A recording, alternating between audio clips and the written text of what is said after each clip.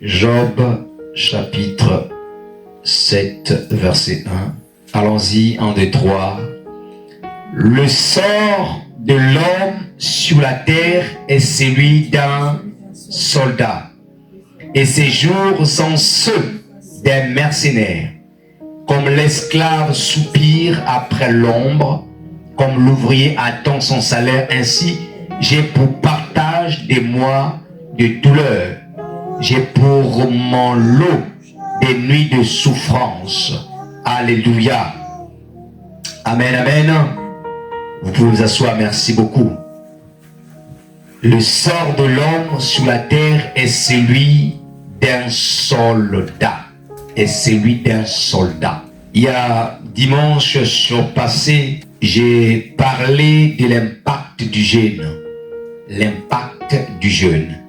Et je disais que, en introduction, je dis, lorsque nous faisons partie du royaume de Dieu, lorsque on fait partie du royaume de Dieu, nous devenons ipso facto un soldat de Jésus. Quand tu es né de nouveau, tu deviens automatiquement un soldat de Jésus. Parce que tu es un soldat de Jésus, il y a 3 catégories types de formation que tu dois recevoir pour ne pas être à la merci du diable, pour ne pas être un victime collatérale. Il y a 3 catégories types de formation que tu dois recevoir. Et c'est le devoir de tout pasteur de donner ces enseignements-là à toute personne qui devient enfant de Dieu. La première type de catégorie, ou catégorie type, ce sont ce que j'appelle des formations pratiques. La formation pratique, c'est faire comprendre au peuple de Dieu les enjeux du système du monde dans lequel nous sommes. Faire comprendre au peuple de Dieu, bien-aimé dans le Seigneur, le combat spirituel, l'enjeu du combat spirituel, comment manier les armes spirituelles, faire comprendre au peuple de Dieu qui est leur ennemi, quelle est sa stratégie et quelles sont les armes qu'il utilise. Ça, c'est l'enseignement ou la formation pratique que doit recevoir tout enfant de Dieu pour éviter d'être un victime collatérale, d'être à la merci de l'ennemi, pour être affranchi. Le deuxième catégorie type de formation, c'est ce que j'appelle des formations théoriques, où t'enseignes l'instruction civique spirituelle. C'est ton identité en Christ, tes droits, tes devoirs, les promesses de Dieu. On doit te l'enseigner dans la formation théorique. L'éthique chrétienne, les valeurs que nous défendons, nous, en tant qu'enfants de Dieu. Les valeurs que nous défendons en tant qu'enfants de Dieu. Et troisième catégorie type de formation, c'est la formation physique. C'est ce qu'on appelle l'exercice physique. Et l'exercice physique, c'est emmener le nouveau converti, emmener l'église, emmener le peuple de Dieu dans les temps de jeûne, de prière, de retraite spirituelle. Et lorsque quelqu'un comprend l'importance des choses, il peut définir lui-même. Il peut prendre lui-même des temps de formation personnelle, des temps de prière personnelle, des temps de jeûne personnel. 2 heures de prière non-stop, 24 heures de prière non-stop, 72 heures de prière non-stop. Les camps de prière, c'est ce qu'on appelle des exercices physiques. Et donc voilà les 3 catégories types de formation que doit recevoir tout enfant de Dieu pour éviter d'être un victime collatérale, d'être à la merci de l'ennemi. La formation pratique, la formation théorique et les exercices physiques et spirituels.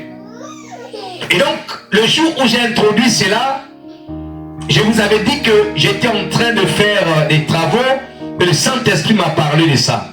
Et que, en tant que ministre de l'Évangile, nous devons emmener le peuple de Dieu dans ce genre d'enseignement.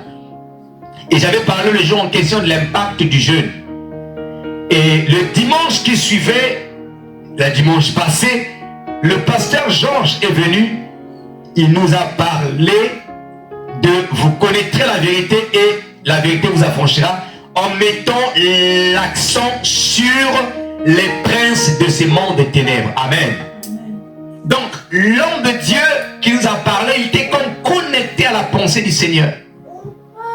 Il était comme connecté à la pensée de Dieu. Il vient, il nous parle des princes du monde des ténèbres. Or, le prince du monde des ténèbres fait partie des ennemis des enfants de Dieu. Fait partie de la catégorie type d'enseignement pratique que les enfants de Dieu doivent recevoir. Et donc, moi, ce matin, je vais continuer dans la même lancée, dans la même direction, et d'où le thème que nous partageons ce matin qui s'intitule « Terrasser les géants de sa destinée ».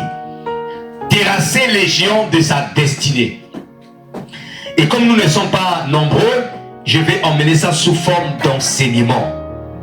Tout d'abord, c'est quoi un géant? Lorsqu'on parle d'un géant, vous devez savoir qu'un géant est un être puissant, un géant est un être fort, un être robuste, il est fort.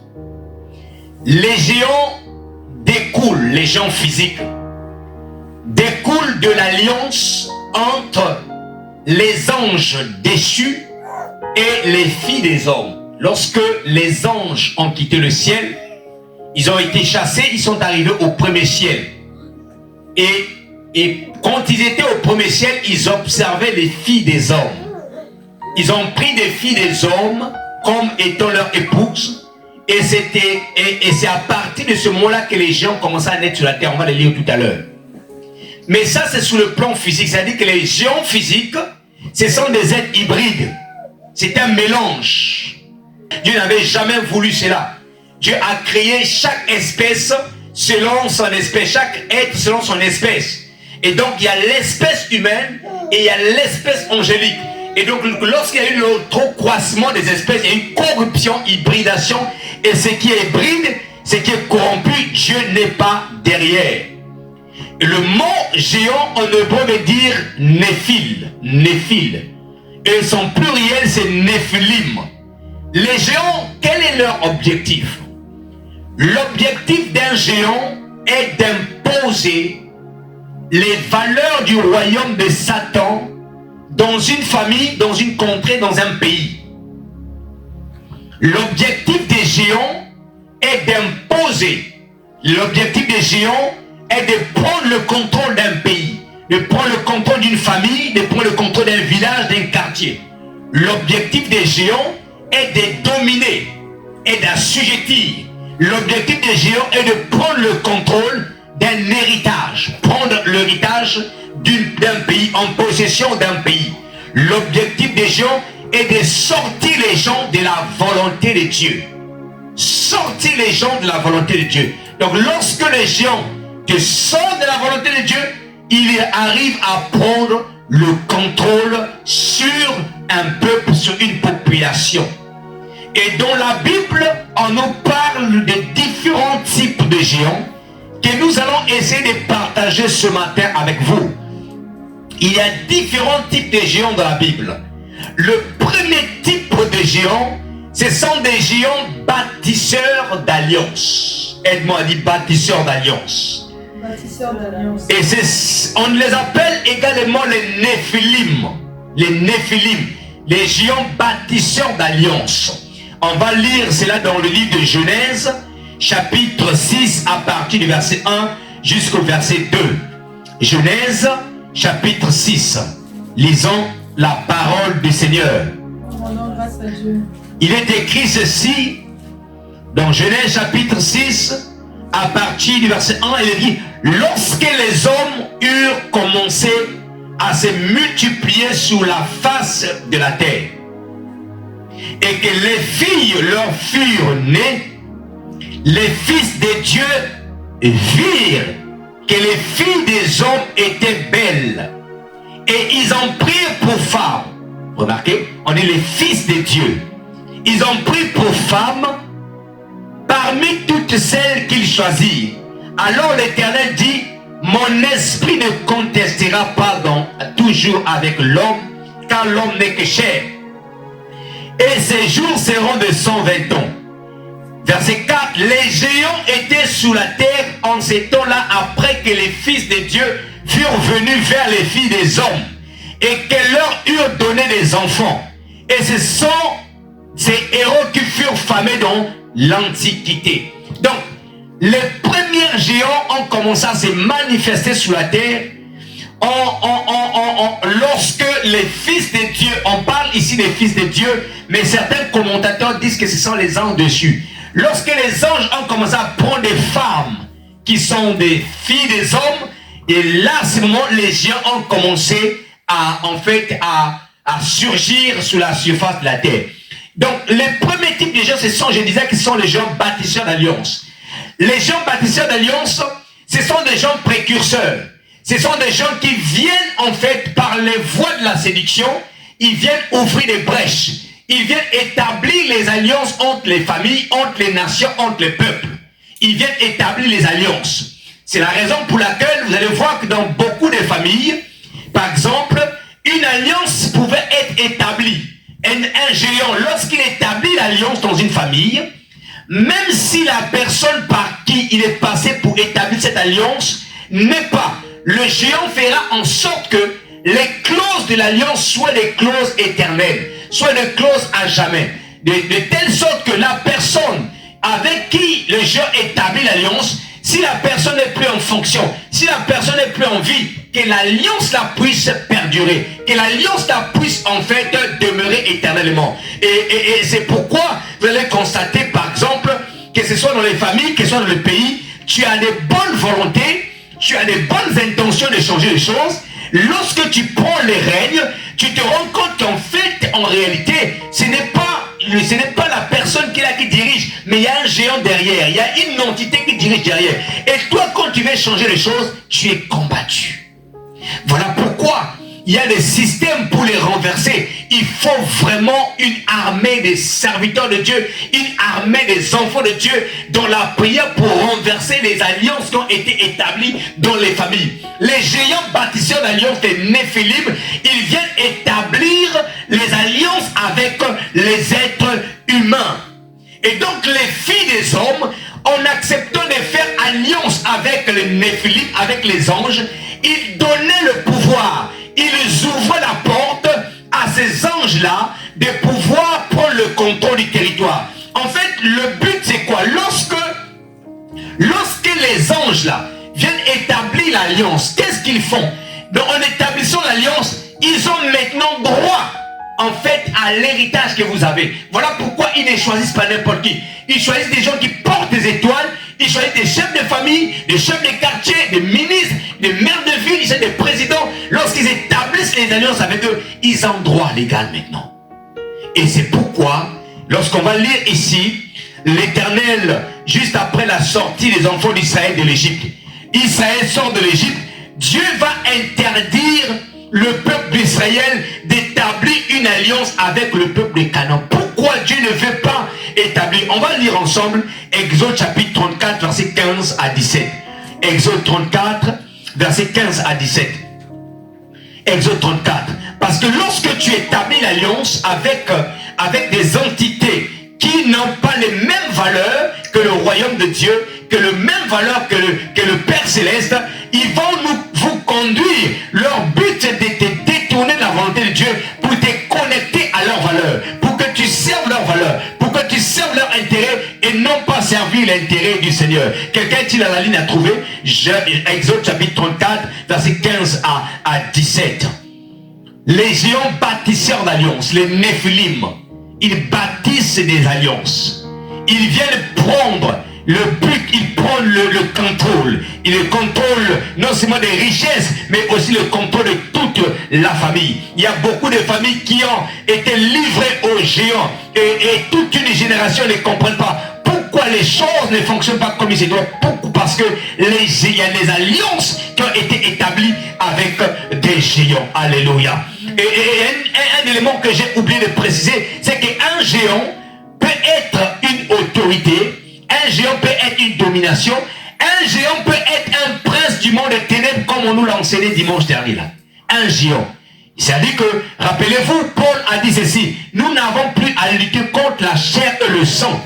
mais contre les dominations, contre les autorités, contre les princes du monde des ténèbres. Lorsque Paul cite les dominations, lorsque Paul cite les autorités, en fait, Paul est en train de parler des hiérarchies angéliques.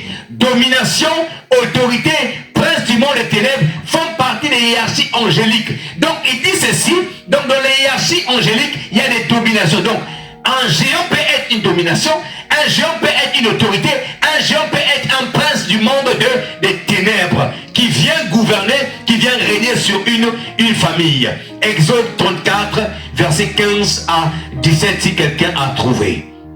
Il est écrit, oui. N'allez donc pas conclure une alliance avec... On se met debout, s'il te plaît.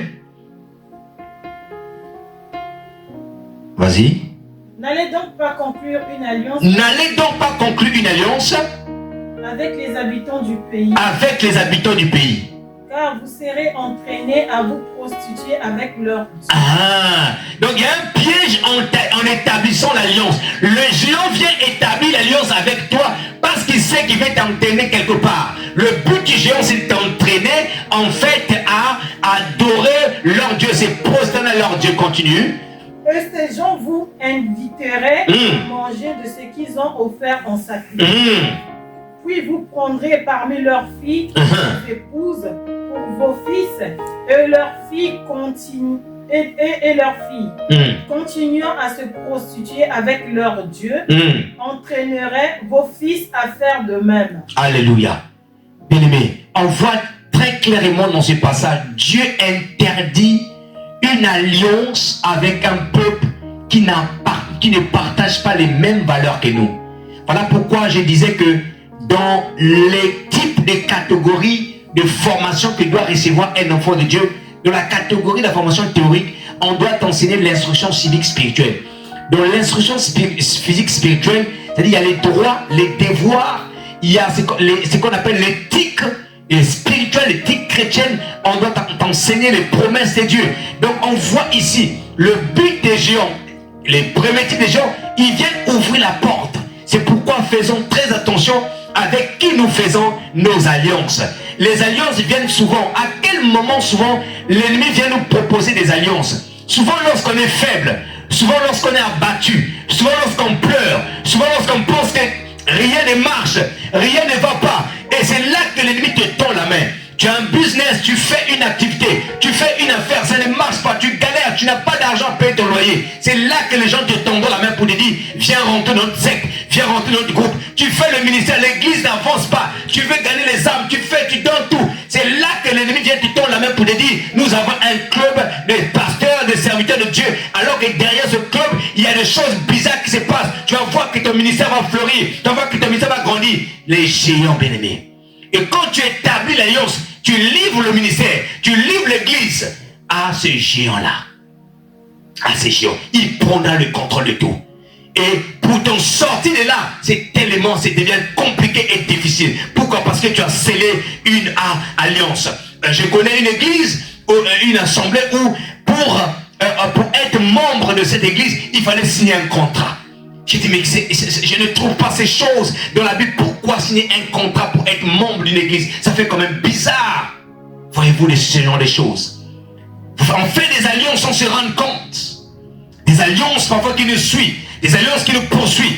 Faisons très attention, bien-aimés, faisons attention aux alliances que nous bâtissons dans la vie. Nous bâtissons dans la vie. Vous avez l'alliance.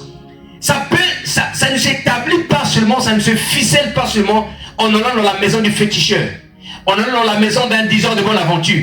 Une alliance peut s'établir avec une entité juste par les pensées.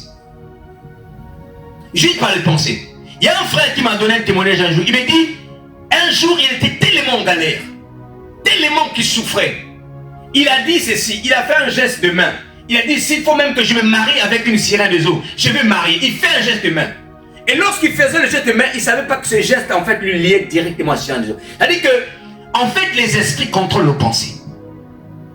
Les esprits vont te pousser à déclarer des choses par ta bouche pour qu'ils entrent. Voilà pourquoi la Bible dit que la vie et la mort sont au pouvoir de l'homme. Le frère a simplement dit, s'il faut même, s'il faut même me marier avec une sœur, elle a fait ça. Mais il venait établir une alliance. Les jours qui suivaient, il commençait à constater des visitations nocturnes, des impudicités. Et il me témoignait, il me disait que ça lui a fallu des années pour combattre. Lorsque Dieu l'a ouvert les yeux, c'était une erreur. Ça lui a fallu des années pour combattre. Et en priant, il a confié le sujet à son pasteur. Et un jour, pendant qu'il dormait, il entend, c'est comme s'il est comme ça en train de se pencher. Il sent le bruit d'une bague qui est tombée de ses mains. Il n'avait pas de bague. Vous savez, la bague a un bruit quand ça tombe. Il sent un bruit de bague. Il regarde comme ça, il dit, mais j'ai pas de bague. Il regarde comme ça. Spirituellement, le bague venait de tomber. Donc, l'alliance pour l'établir, tu n'as pas besoin d'aller dans la maison de fête. Surtout quand tu viens d'une famille, il y a des alliances où tu avais été sélectionné. Ils vont rôder tout autour de toi, juste à te pousser que tu fasses des déclarations ou par lesquelles il va entrer. Faisons attention à nos déclarations. Faisons attention, surtout quand les choses ne marchent pas. Développons l'attitude, développons la culture de louer, de bénir Dieu, même dans les difficultés. N'ouvrons jamais les portes de l'ennemi. Ne disons jamais, oh, si seulement j'avais cet esprit qu'avait mon père, peut-être que je ne serais pas ceci, peut-être que je ne serais pas à ce niveau-là. Tu appelles cet esprit de venir gouverner ta vie. Si seulement j'avais ce totem-là, si seulement j'avais ce petit fétiche, si seulement j'avais ceci-là, tu es en train d'appeler, établir une alliance qui va peut-être prendre le contrôle de ta vie et la délivrance sera compliquée. Alléluia. Les premiers types de gens, les gens bâtisseurs d'alliance. Et ce matin, nous brisons toute alliance qui ne confesse pas Jésus. Alléluia. Le deuxième type de géant, c'est le géant en fait possesseur de territoire. Les géants possesseurs des territoires, possesseurs de notre héritage, on les appelle les Anakim. Donc, les Néphilim ouvrent la brèche. Les Néphilim établissent les alliances. Et par ces alliances, ils ont accès à l'héritage. Maintenant, ils ouvrent la brèche aux Anakim qui viennent maintenant posséder notre territoire. Donc, les Anakim, ce sont des géants en fait, qui viennent s'installer après avoir conclu l'alliance avec les Néphilim, les forces des ténèbres. Ils viennent pour posséder notre territoire. Ils viennent pour posséder notre héritage. On va lire la parole de Dieu dans le livre de Deutéronome, chapitre 9, versets 1 à 3. Deutéronome, chapitre 9, versets 1 à 3. Les Anakim, le deuxième type de géants. Et ce sont des gens qui sont assis sur ton héritage. Les gens qui sont assis sur tes bénédictions. Mais que tu es appelé à renverser pour posséder ton héritage. La Bible déclare ceci. Israël, Dieu a donné à Israël la terre des Canaan. La terre des Canaan. Mais Canaan était habité par des géants. Moïse envoie 12 espions pour aller explorer Canaan. Les 12 sont partis. Ils arrivent à Canaan. Ils voient que Canaan est un pays riche. Un territoire où coule le lait et le miel. Mais il y a un problème à Canaan. C'est qu'à Canaan, il y a des fils des Anakim. Il y a des fils d'Anak qui sont là. Des géants qui sont là. Ils reviennent vers Moïse. Ils disent que, oh, Dieu l'Éternel a raison. C'est un pays qui coule le lait et le miel. Mais il y a un problème. Nous ne pouvons pas le conquérir parce qu'ils sont forts, parce qu'ils sont puissants. Plus que là-bas, il y a des Anakim qui sont là-bas. Les Anakim, en fait, ils avaient possédé le territoire de Canaan. Les Anakim étaient les chefs dans le territoire de Canaan. Et donc les 10 espions ont eu peur. Il n'y avait que 2 qui ont eu la foi de croire que Dieu était capable de leur donner. Il s'agissait de Josué et de Caleb qui ont dit que nous pouvons le renverser car l'Éternel est avec nous. Pourquoi, bien-aimés dans le Seigneur? Voilà pourquoi je t'annonce ce matin, bien-aimés, il y a des géants qui sont assis sur les territoires, sur les bénédictions des enfants de Dieu, mais que tu peux renverser avec l'aide de l'Éternel. Alléluia. Amen. Deutéronome 9, verset 1. La Bible dit ceci. Écoute Israël, tu vas aujourd'hui passer le Jourdain pour te rendre maître de nations plus grande et plus puissante que toi. Des villes grandes et fortifiées jusqu'au ciel. d'un peuple grand et de haute taille. La Bible dit que tu vas te rendre maître d'un peuple grand et de haute taille. Les enfants d'Anak, que tu connais, et donc tu as entendu dire, qui pourra tenir contre les enfants d'Anak?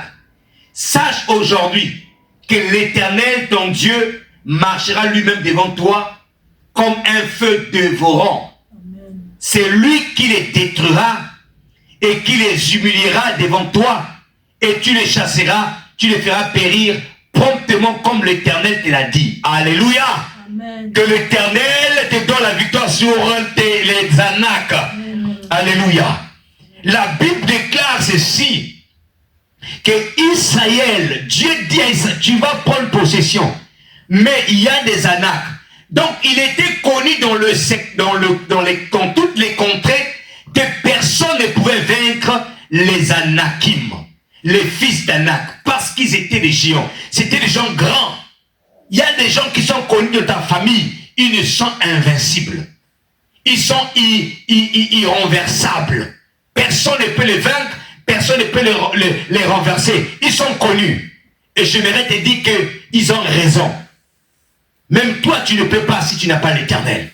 Il n'y a que l'Éternel avec toi qui peut les renverser. Amen. Alléluia. Amen. Et c'est pourquoi nous devons faire alliance avec l'Éternel et non pas avec les géants. Mais vous savez qu'il y a des gens de nos familles, ils ont fait alliance. Parfois, j'étais en train de réfléchir, je crois hier, je disais ceci, parfois il ne faut pas jeter des pierres à des gens qui ont fait des alliances, qui sont dans des sectes. Parce que beaucoup n'ont pas obtenu la grâce que nous avons eue. C'est-à-dire que toi et moi, nous avons connu le Christ Jésus, peut-être avant que les problèmes. Ou pendant que nous avions des problèmes, Jésus s'est venu se manifester à nous. Mais eux, par la peur des représailles, par la peur des forces des ténèbres, par la peur de la sorcellerie, par la peur que leurs enfants soient touchés, qu'est-ce qu'ils ont fait? Ils ont baptisé.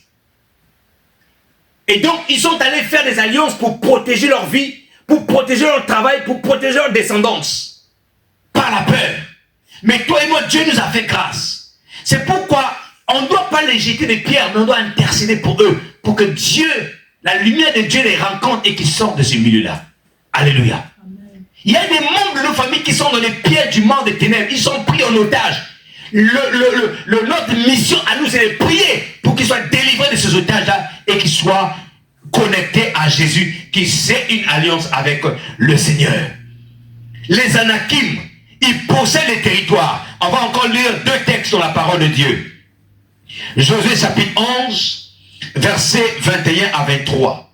Josué 11, versets 21 à 23 et Josué 14, versets 12 à 15.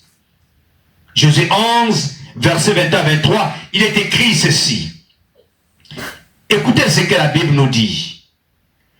Dans le même temps, Josué s'est mis en marche et il extermina les Anakim de la montagne d'Hébron, de Débir, d'Anab, de toutes les montagnes de Juda et de toutes les montagnes d'Israël.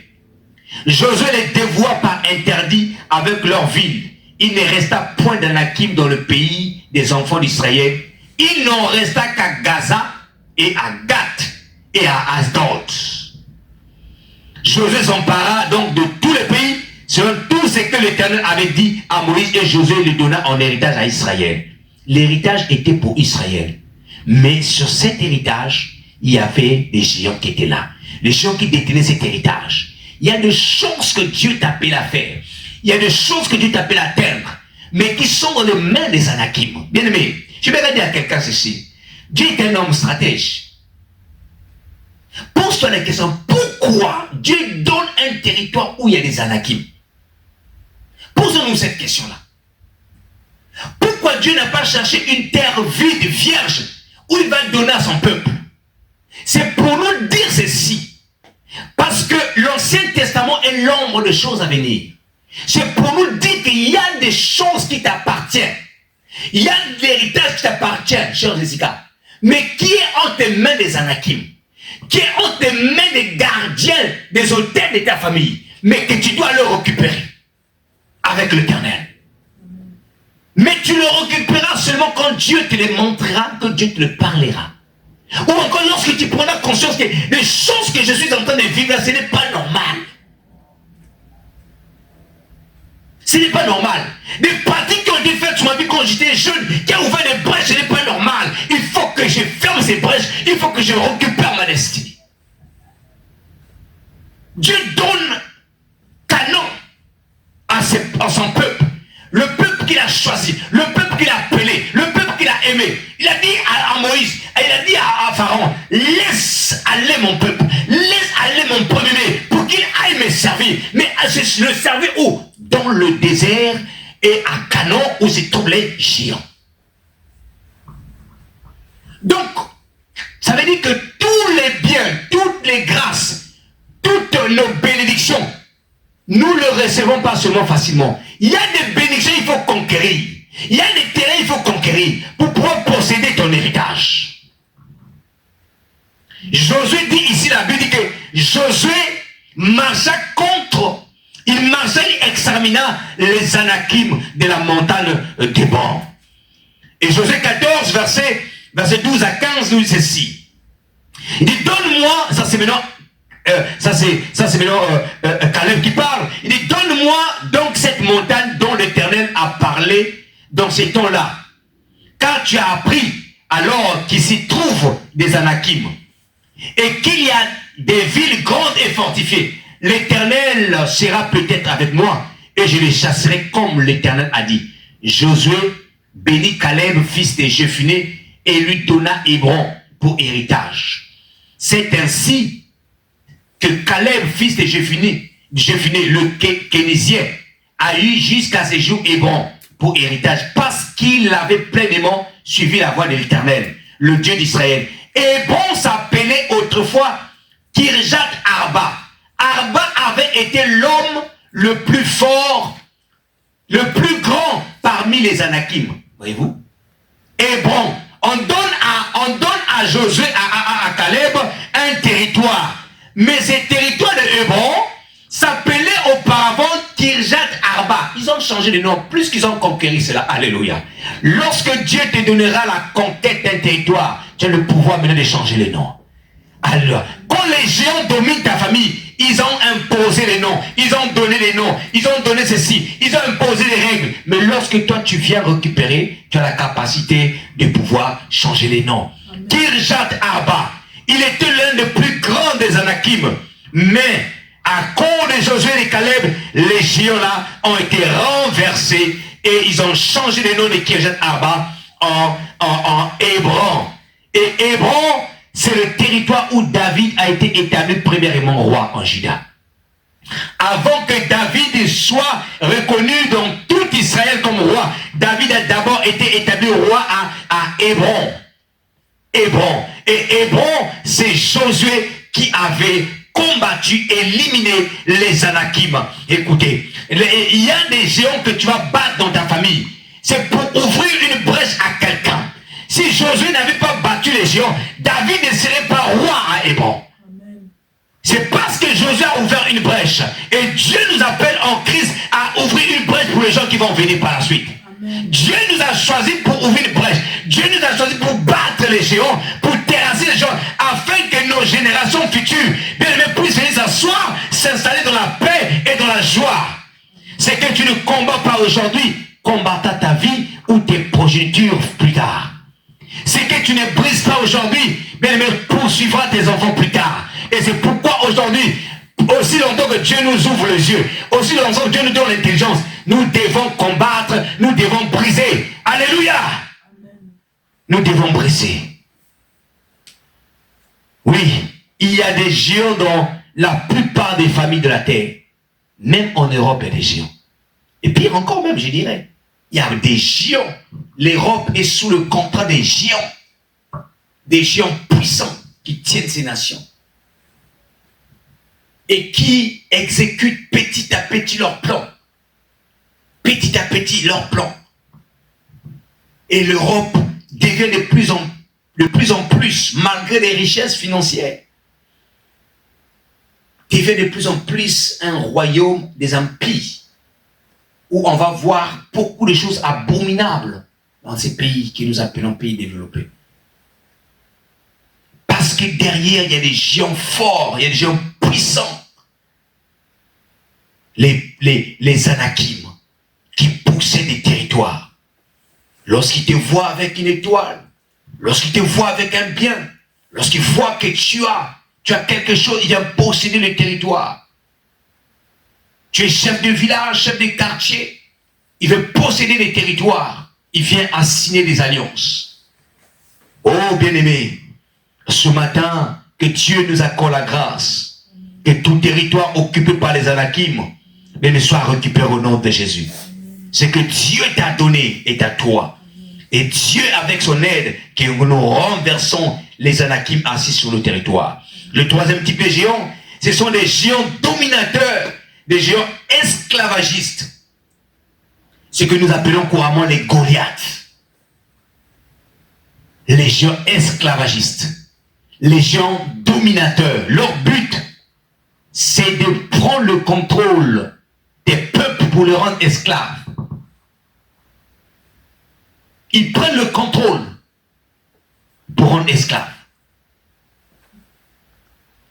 L'autre fait une alliance pour détourner tout un peuple de la volonté de Dieu. L'autre vient pour conquérir, prendre le territoire, posséder les biens. Mais un autre vient, il dit, moi, c'est pour te rendre esclave. Les Goliaths. Le but de ces géants, de te contrôler, te dominer, te rendre esclave. 1 Samuel chapitre 17, verset 14. 1 Samuel 17, chapitre 17, verset 1 à 4. La Bible dit ceci. Ça c'est Goliath qui parle. Israël est dans le champ de bataille. D'un côté, il y a des Philistins, de l'autre côté, il y a le peuple d'Israël. Pendant 40 jours, l'armée d'Israël reculait devant l'armée des Philistins. Parce qu'il y avait un homme de l'autre côté qui s'appelait Goliath.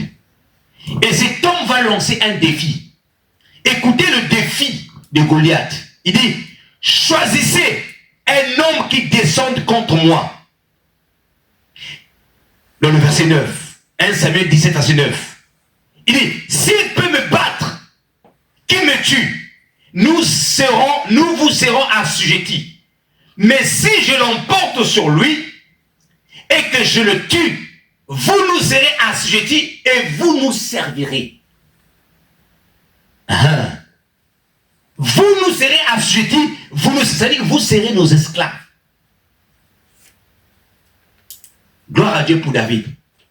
Amen. Parce que même le roi ne pouvait rien faire. Même le roi ne pouvait pas délivrer son peuple. Mais quand David arrive, qu'est-ce qui se passe?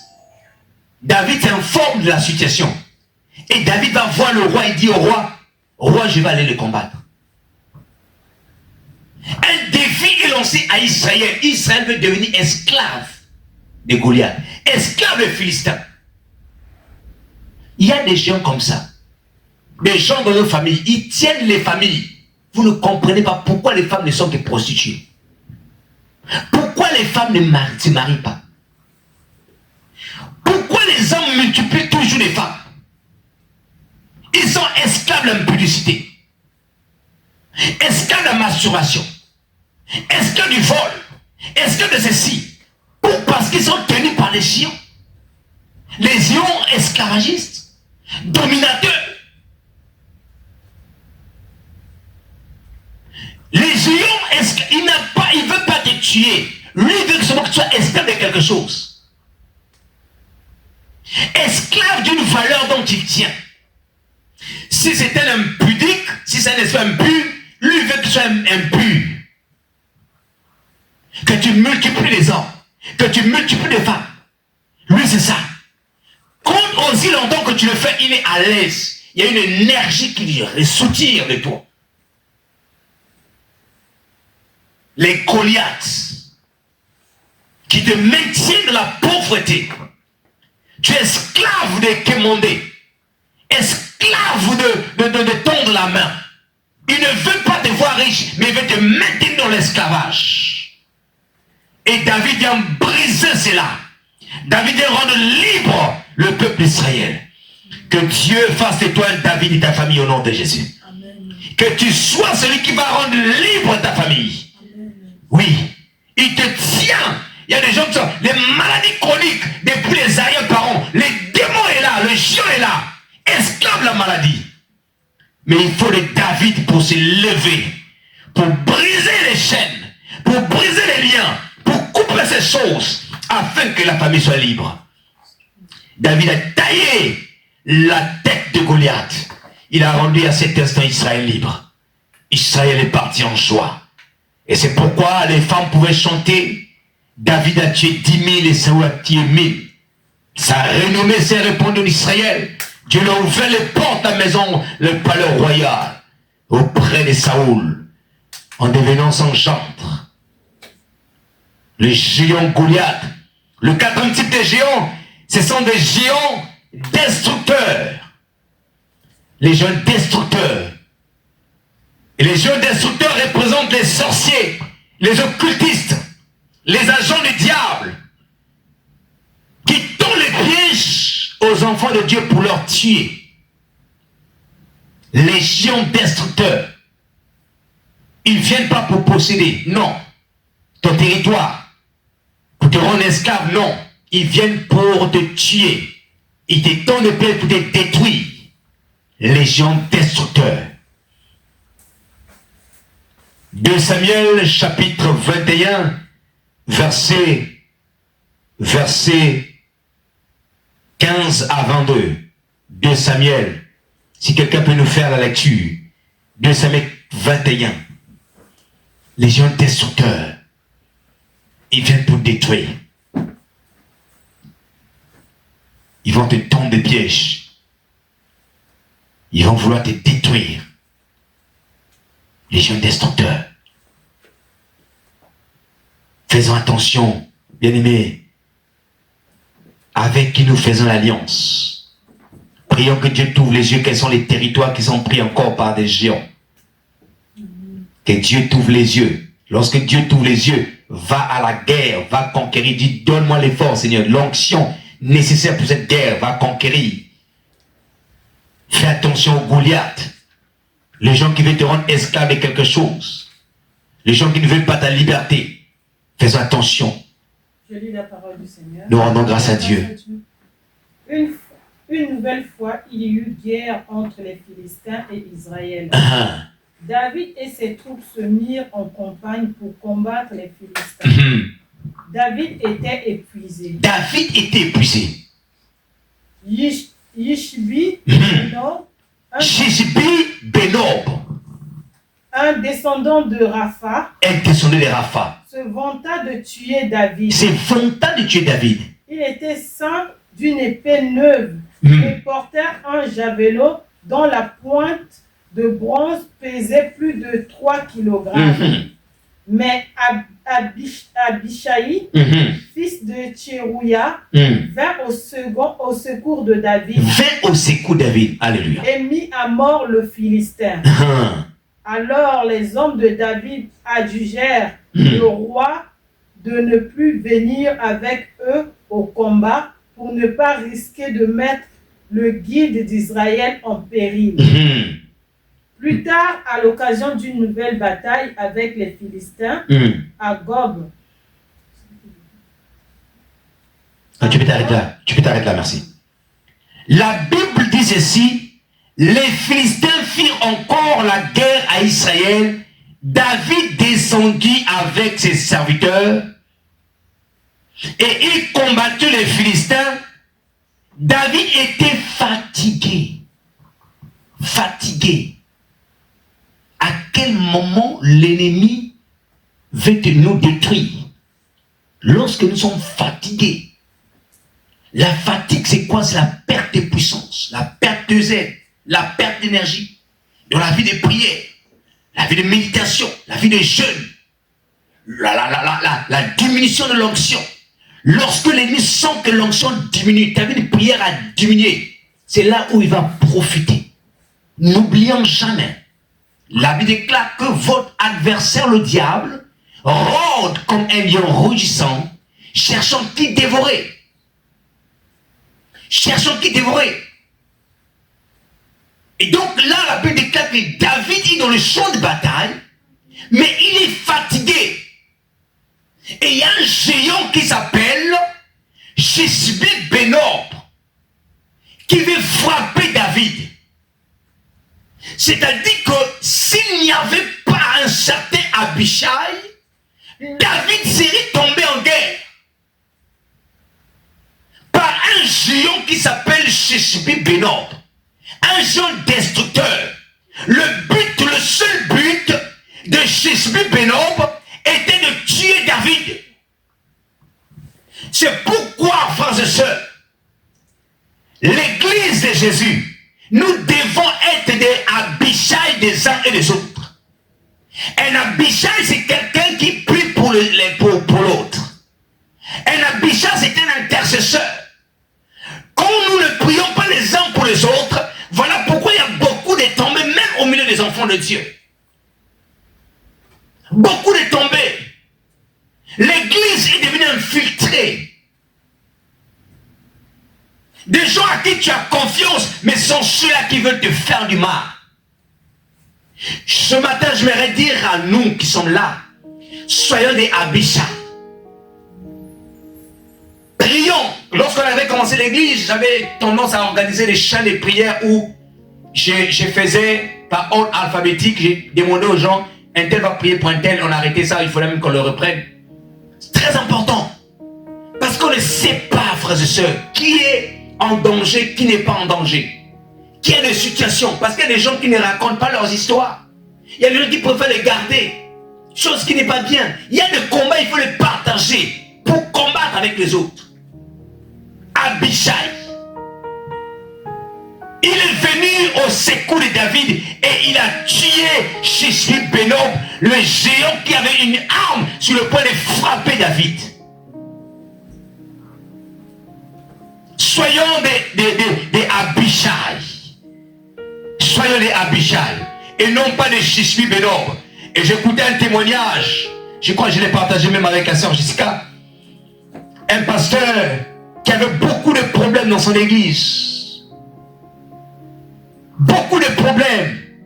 Le pasteur a prié. Qu'est-ce qui se passe? Il prend même son pasteur second. Ils vont monter au Mont Carmel. 21 jours de jeûne.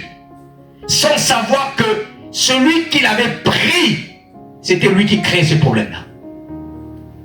Des Shishbi-Benob dans l'église, au lieu d'être de l'Abishai. Et pendant que le pasteur priait, Dieu lui a parlé que c'était son second qui créait le problème. Il n'a rien fait, il a laissé. Un jour, il part en voyage, il revient, l'église complètement dispersée. L'autre pasteur a pris les membres, il est parti avec. Il est resté qu'avec quelques personnes. Abattu, presque à la dépression. Et un jour, pendant qu'il priait, le Seigneur lui a parlé, lui a dit, va à la bibliothèque. Il va à la bibliothèque, il voit un livre. Et sur ce livre, il était écrit loyauté et déloyauté. Et c'est comme ça qu'il va prendre le livre de l'évêque d'Agde. Il va lire ce livre, il va chercher qui est cet homme qui a écrit. Parce qu'il va retrouver dans l'intérieur les choses qu'il venait de vivre. Et quand il va rentrer en contact, il va découvrir qu'il y avait un ami qui connaissait l'évêque, le pasteur qui avait écrit le livre. Il va rentrer en contact avec cet homme de Dieu. Et lorsqu'il rentre en contact avec cet homme de Dieu, son ministère bouffe. 10 fois plus grand que ce qu'il avait perdu. Parce que quoi? L'église était stagnée parce qu'il y avait un Shishbi-Benob. Un Shishbi-Benob. Et nous ne devons pas être des Shishbi-Benob dans les églises. Nous devons être des Abishai. Des gens qui prient pour l'œuvre de Dieu ne marche pas. Ils vont prier. Je prie pour le pasteur prie pour un tel, ainsi de suite. Des Abishai. On se protège les uns les autres. Malheureusement, ce n'est pas ce que nous trouvons dans l'église. Bien, mais donc, je voudrais dire à quelqu'un, fais attention aussi à la fatigue spirituelle, à la baisse de ta vie de prière, à la baisse de l'onction, à la baisse de ta méditation de la parole de Dieu. Parce que l'un des moyens par lequel le diable passe avant de t'avoir, il va d'abord diminuer ta vie de prière et de méditation de la parole. La parole te connecte à Dieu. La parole te donne les clés. La parole te donne la révélation. La parole te donne des moyens pour sortir. C'est pas la parole qui sait que je peux utiliser telle arme. Un jour, j'étais en train de lire ma Bible il y a quelques années. Et je lisais l'histoire du prophète Élisée. Le premier miracle qu'il a fait. Vous savez, lorsque Élisée a reçu l'onction, il est venu à Jéricho. Et les eaux de Jéricho étaient une eau qu'on ne pouvait pas boire. Et tout ce qui buvait, cette eau-là mourait. Et donc Élisée, lorsqu'il reçoit l'onction, il vient, les gens de Jéricho lui disent que le séjour est bon ici à Jéricho, mais les hommes sont mauvaises. Et qu'est-ce qu'Élisée va dire? Élisée va leur demander, emmenez-moi un plateau neuf et du sel. Il va prendre le plateau neuf, il va mettre du sel, il va aller à la source des eaux de Jéricho, il va purifier les eaux. Il dit, ainsi parle l'Éternel, il purifie les eaux. Depuis ce jour-là, les eaux de Jéricho sont devenues pures. Et lorsque je lisais, le Saint-Esprit m'a dit, voilà la technique que tu peux utiliser pour purifier, sanctifier le corps. Élisée utilise le mot assainir. Le Saint-Esprit m'a dit, utilise le mot assainir. C'est-à-dire que tu peux assainir ton corps par le sang de Jésus. Alléluia. Si je n'avais pas lu ce texte-là, je n'aurais pas reçu aussi l'inspiration et la révélation. C'est quand tu lis que la révélation vient. Et quand le Seigneur, j'ai compris une chose, c'est que quand le Saint-Esprit lui-même te révèle, ça reste gravé en toi comme pour le. C'est-à-dire que jusqu'à l'éternité même. Les choses que le Saint-Esprit grave en nous, c'est-à-dire que s'effacent difficilement que les choses que nous écoutons, que les choses que nous apprenons. C'est pourquoi, lorsqu'on nous apprend à l'église, parfois il faut relire ces notes pour pouvoir s'approprier la révélation. Pour pouvoir s'approprier. Faire de cette révélation une réma, quelque chose de personnel. Sismi Benob, un géant destructeur qui voulait tuer David, le chef. Mais il y avait un Abishai. Oh, sois un Abishai pour une personne ce matin au nom de Jésus. Sois à jamais un Abishai ou une Abishai. Alléluia. Et nous terminons ce matin le 5e type de géant. Ce sont les géants de l'orgueil. Les géants de l'orgueil. Les gens destructeurs et les gens de l'orgueil. La Bible dit ceci, verset 18, 2 Samuel chapitre 21, verset 18. Il est écrit, il y eut encore après cela une bataille à Gob avec les Philistins. Alors, Sibécaï, le Hubashitite, tua Saph, qui était un des enfants de Rapha. Il tua Saph, un autre géant. Remarquez, nous avons lu dans Josué que Josué avait tué tous les géants et il en restait qu'à Gath, dans le pays à Gaza et à Gath, dans le pays des Philistins. Et donc, si vous lisez ce texte, vous allez remarquer que tous les géants qu'on cite ici venaient du côté des Philistins, parce qu'en Israël, il n'y avait plus de géants. Et le but pour lequel Dieu aussi nous a appelés à Christ, c'est pouvoir renverser les géants. Alléluia. Les géants de nos familles. Et donc ici, le mot Saph, Saph signifie grand, l'orgueil. Ça attrait l'orgueil. Et lorsque tu es sous le contrôle des esprits de géants, ils vont t'emmener à être orgueilleux. Il y a des gens, les gens de l'orgueil, dont leur but est d'emmener les gens à l'orgueil. Et la Bible déclare que Dieu résiste aux orgueilleux et il fait grâce aux hommes. Les orgueilleux, ils croient être au-dessus des autres. Ils n'aiment pas les reproches. Ils ont le désir de toujours vouloir impressionner. Ils n'aiment pas être enseignés. Ils croient connaître tout. On ne peut pas les apprendre des choses. Les orgueilleux s'excusent difficilement. Et la Bible dit que Dieu résiste aux orgueilleux. Et Dieu nous appelle à l'humilité. Et donc les géants de l'orgueil, il ne vient que pour que Dieu te résiste. Il y a des gens qui ont des portes qui sont fermées. Des gens qui ne voient pas. Parce que Dieu les résiste. Tellement qui sont orgueilleux. Des gens que Dieu ne veut pas rentrer dans leur champ d'action, dans le ministère. Parce qu'ils sont orgueilleux. Tu prêches bien, tu enseignes bien. Mais personne ne peut te reconnaître dans ton ministère parce que tu es orgueilleux. Personne ne peut te donner quelque chose parce que tu es orgueilleux. les géants de l'orgueil. C'est un géant qu'il faut faire tomber. Parce que plusieurs sont tombés par l'orgueil. Ils sont tombés par l'orgueil. Je me rappelle encore de cette parole de Samuel. Samuel a dit à Saoul, souviens-toi lorsque tu étais petit à tes yeux. Souviens-toi lorsque tu étais petit à tes yeux. Mais quelle que soit la grandeur, quel que soit ce que Dieu te donne, quelles que soient les possessions que tu as, souviens-toi que Dieu est Dieu. Souviens-toi lorsque tu n'avais rien et ne t'enorgueillis pas. N'ouvre pas, ne laisse pas le démon, le géant de l'orgueil prendre ton cœur et te résister.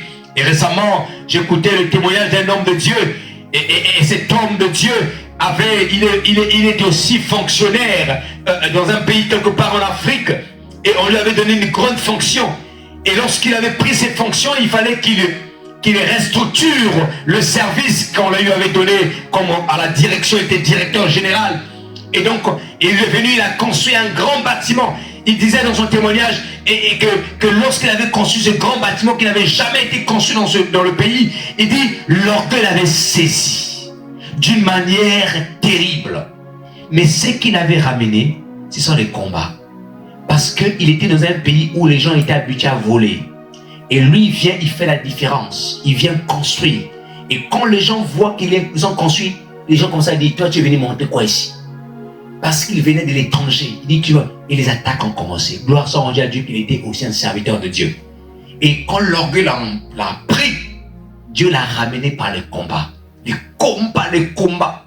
Il dit, Seigneur, purifie mon cœur, purifie mon âme. Et les combats l'ont redescendu à terre. Il y a des gens comme ça. Tu peux lui parler, jamais. Tu peux donner conseil, jamais. Des combats, Dieu va ouvrir lui-même, qui ne le mènera pas à la mort, pour qu'il redescende, pour qu'il devienne petit, pour qu'il accepte. Mais une des stratégies que le diable utilise, il te vole la mémoire. Quels que soient les combats, tu vas rentrer dans un combat, tu vas finir ce combat-là. Tu ne te souviendras pas pourquoi tu es rentré dans ces combats-là. C'est-à-dire que tu vas faire des combats. Tu ne te rendras pas compte que Dieu veut que tu deviennes humble et petit. Alléluia. Terrasse les géants de ta destinée. Il y a des alliances qui ont été faites dans ta famille. Il y a des bénédictions qui sont entre tes mains des géants. Il y a des Goliaths qui veulent te rendre esclave. Eux, tu as été destiné à la prostitution. Eux, c'est ça leur but. Tu as été destiné avec une déesse, une maîtresse, je ne sais pas quoi. C'était ça leur but. Esclaves, leur esclaves. Servir le monde des ténèbres. Il y a des gens destructeurs. Leur but, ils ont élevé des hôtels. Ils ont fait des incantations, des imprécations pour que tu sois éliminé. Il y a des géants qui veulent créer en toi un certain comportement, c'est ce qu'on appelle l'orgueil, pour que Dieu te résiste. Pour que Dieu te résiste. Et Dieu nous dit ce matin, voici les 5 géants que tu as renversés. Pour que tu rentres pleinement dans ta destinée. 5 géants. Bien-aimé, à compter de ce jour, toi qui es venu ce matin, lorsque tu rentreras chez toi, prends le temps d'analyser ta propre vie, ta famille. Par où les alliances sont entrées? Quelles sont les alliances qui ont été établies dans ma famille? Commence à prier par rapport à ça. Quelles sont les bénédictions, les choses que Dieu m'appelle à faire, mais qui sont entre les mains de l'ennemi? Il y a des gens qui ont des appels, des grands appels, mais l'ennemi les aveugle. L'ennemi les tient captifs pour les empêcher à entrer dans l'appel. Parce que l'appel est un domaine, l'appel est un territoire. Parce que par cet appel, il y a des âmes qui peuvent être gagnées. Il y a des gens que Dieu a appelés à par exemple, à être entrepreneurs, chefs d'entreprise, pour soutenir les pauvres, soutenir les gens en difficulté dans sa famille. Mais ces territoires sont pris par les géants. Il y a des gens que le diable maintient. Tu as une faiblesse, tu ne sais pas pourquoi ces faiblesses, ça ne quitte pas. Pourquoi tu ne comprends pas? Pourquoi? On veut te rendre esclave. La Bible déclare, vous connaîtrez la vérité et la vérité vous rendra libre. Christ est la vérité. La vérité, ce sont ces choses-là qu'on nous enseigne à l'église. La vérité, c'est ça. Parce que Christ est la parole. Et quand on parle de la parole qui nous apporte la vérité, c'est Christ que nous proclamons. Christ va te dire, tu peux être libre. Si tu as compris ces choses, tu peux demander son aide, l'onction nécessaire pour combattre ces choses. Que Dieu vous bénisse. Alléluia. Nous allons prier. On va prier le Seigneur.